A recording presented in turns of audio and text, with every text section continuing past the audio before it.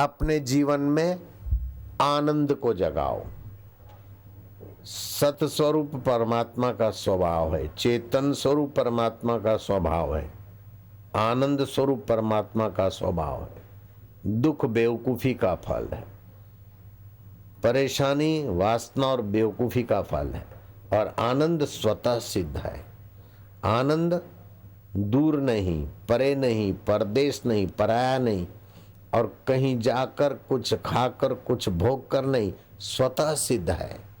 जैसे नींद में से उठते हो कैसा आनंद रहता है, कभी कुछ चिंता भय नहीं है, कैसा आनंद रहता है, अभी कैसा आनंद है। इस आनंद को जगाओ। आनंद के 5 नियम जान लो, आनंद की 5 बातें समझ लो। जब तक आनंद का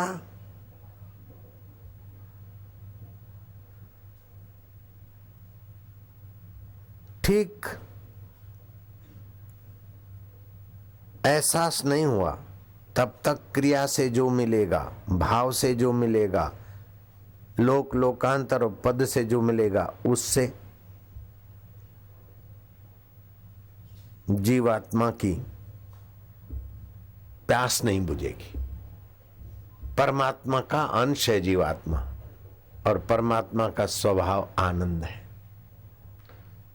भगवान को दर्शन करके भी आप आनंद चाहते हो, वस्तु पाके भी आप आनंद चाहते हो, बेटा बेटी कहना माने इसमें भी आप आनंद ही चाहते हो। लेकिन ये सब करें फिर भी आनंद टिकता नहीं, बेटा बेटी सदा कहना मानता नहीं, और कहना माने तो अहंकार आ जाता है, तो फिर आनंद भाग जाता है। आनंद के 5 बातें जान लो। आनंद का कोई कारण नहीं है, शुद्ध आनंद ऐसे ही मिलता है। ऐसा हो तब आनंद आए। ये कारण और कार्य के नियमों में आनंद को फंसा हुआ मत मानो। आम थाय तो सारू, हर हाल में आनंद स्वतः सिद्ध है। आनंद के ऊपर मान्यताओं की राख मत लगाओ, आनंद के ऊपर मान्यताओं की चादरें मत डालो। आनंद का कोई कारण नहीं, आनंद की कोई उत्पत्ति नहीं है, आनंद का कोई विनाश नहीं। आनंद नित्य स्वतः स्वभाव है। जैसे भगवान की उत्पत्ति नहीं है, भगवान का नाश नहीं, ऐसे भगवान के आनंद का स्वभाव का विनाश नहीं।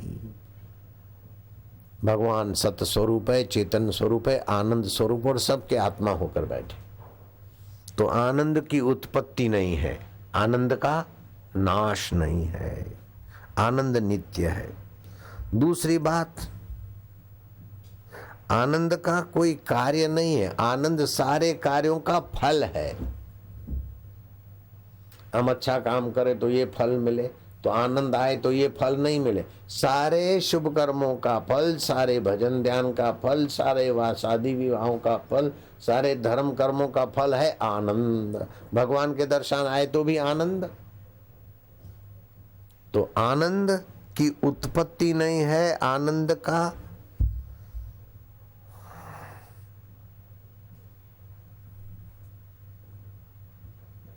कोई कार्य नहीं है, सब का फल आनंद है।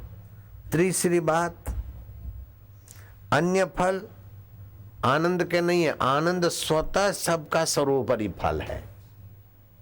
अनुभवी ने एटलू आनंद मारे हूं रे, आत्माना ज्ञान सिवाय काई न कहूं रे, सुख दुख आवे तो वीरा सही लेऊं रे, अनुभवी ने एटलू आनंद मारे हूं रे। तीसरी बात है, आनंद का कोई प्रतिस्पर्धी नहीं है। जैसे दुख का प्रतिस्पर्धी है, सुख का प्रतिस्पर्धी है, धन के प्रतिस्पर्धी है, कुर्सी के प्रतिस्पर्धी कॉम्पिटिटर है, ऐसे आनंद का कोई कॉम्पिटिटर नहीं मिलेगा। आनंद से कोई कंपटीशन करने वाला नहीं। आनंद एक ही अपने आप में पूर्ण है, उसकी बराबरी से कंपटीशन करने वाली कोई वस्तु नहीं, कोई व्यक्ति नहीं, कोई परिस्थिति नहीं। तो आनंद का कारण कोई उत्पन्न करे ऐसा नहीं, स्वतः सिद्ध है। आनंद का कार्य नहीं, आनंद सबका फल है, अन्य कोई फल नहीं आनंद का। आनंद अपने आप में पूर्ण फल है। आनंद का कोई प्रतिस्पर्धी नहीं है।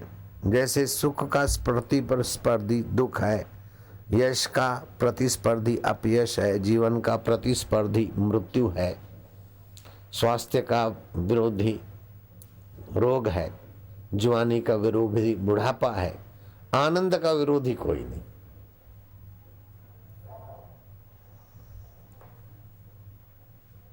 विजातीय नहीं। चौथी बात, आनंद में सजातीयता नहीं है कि ये भी आनंद, ये भी आनंद, ये भी आनंद, सब बराबर आनंद। सब नहीं है, बहुवचन नहीं है, द्विवचन त्रिवचन नहीं है, अखंड है। जैसे सब आकाश बराबर है, अरे एक ही आकाश है। सब तो तुमने घड़े बनाए, सब तो तुमने मकान बनाए, इसलिए सब आकाश दिखते, वास्तव में आकाश एक। ऐसे ही वास्तविक में आत्मा का आनंद एक ही है। तो सजाती विजाती स्वगत भेद से रहित आनंद में मीठा खट्टा खारा हल्का फुल्का भारी नहीं होता। खट्टा रस लो आनंद वही आएगा, मीठा रस लो आनंद वही आएगा, अच्छा गाना सुनो आनंद वही आएगा, अच्छी प्रशंसा सुनो आनंद अच्छा है वही आएगा, अच्छे विचार करो आनंद वही का वही आएगा। क्या ख्याल है? खट्टे खारे वैरायटियां अलग होगी लेकिन आनंद वही का वही होगा, मजा वही की वही। बहु मजा आई, बहु मजा आई, અહીં ફર્યા તો મજા આવી, ત્યાં આયા તો મજા આવી, ત્યાં આયા તો મજા આવી। બધી વેરાયટીઓ જુદી જુદી પણ મજા एक नहीं एक। आनंद एक ब्रह्म का है। और पांचवा, आनंद का स्वभाव है कि परोक्ष नहीं है। जैसे स्वर्ग परोक्ष है, वैकुंठ परोक्ष है, मरेंगे तब जाएंगे मिलेगा, ऐसा नहीं है आनंद। आनंद अपरोक्ष है, अभी है, यहां है, जहां आप है वहां आनंद है। घરમાં છે કાશી ને ઘરમાં મથુરા, ઘરમાં છે ગોકુળિયું ગામ રે, મારે નથી જાવું, મારે નથી જાવું તીર્થ ધામ રે।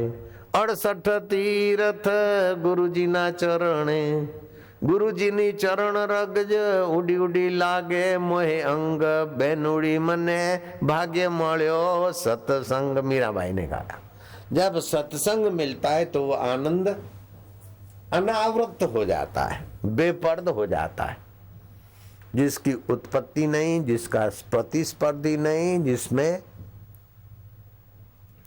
परोक्षता नहीं, जिसमें सजातीय विजातीय भेद नहीं, ऐसा आनंद सबका अपना आपा है, केवल उधर को नजरिया हो जाए।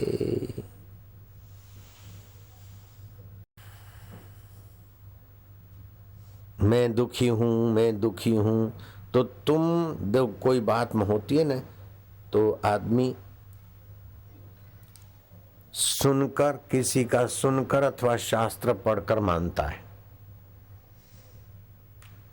तो किसी ने तुमको सुनाया है तुम दुखी हो, अथवा किसी शास्त्र में लिखा है कि तुम दुखी हो, बोले नहीं, तो फिर दुखी हो, दुखी हो तो तुम दुखी हो कि दुख को तुम जानते हो? सच बताओ। अगर तुम दुखी हो तो कभी सुखी नहीं हो सकते। अगर तुम दुख को जानते हो तो तुम दुखी नहीं हो, दुख आने जाने वाला है। क्या ख्याल है? तुम दुख नहीं हो, तुम दुख नहीं हो, दुख को जानते हो। दुख को जानने वाला नासमझी से दुख में गोता मार के अपने को दुखी मानता है। किसी शास्त्र में नहीं लिखा कि तुम दुखी हो, और किसी ने तुमको बोला भी नहीं कि तुम दुख हो या तुम दुखी हो, और तुम स्वयं दुखी नहीं हो, दुख को तुम जानते हो। बिल्कुल सच्ची बात है। अगर मैं झूठ बोलूं तो तुम मरो, बस। मैं झूठ बोलूं तो तुम मरो।